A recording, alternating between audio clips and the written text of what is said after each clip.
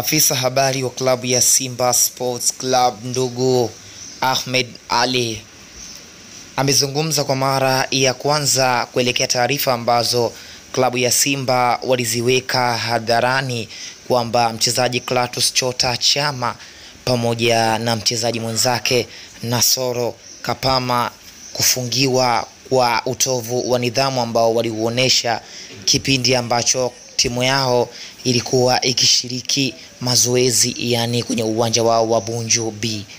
Mambo ni mengi, muda ni mchache.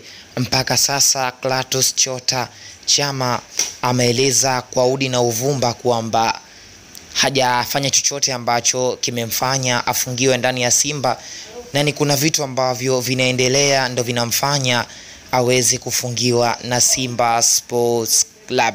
Mambo ni mengi, muda ni mchache.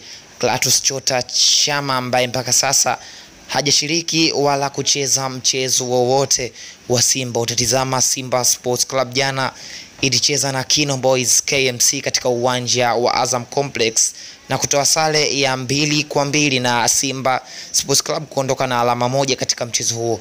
Chama ambaye ameonekana akiwa gym akifanya mazoezi pamoja na clip ambayo ilimuonesha akiwa analipiga sanamu jekundu, na watu wengi wametafsiri kwamba ana ugomvi na klabu yake ya Simba ama kuna vitu ambavyo vinaendelea ndani ya uongozi wa Simba.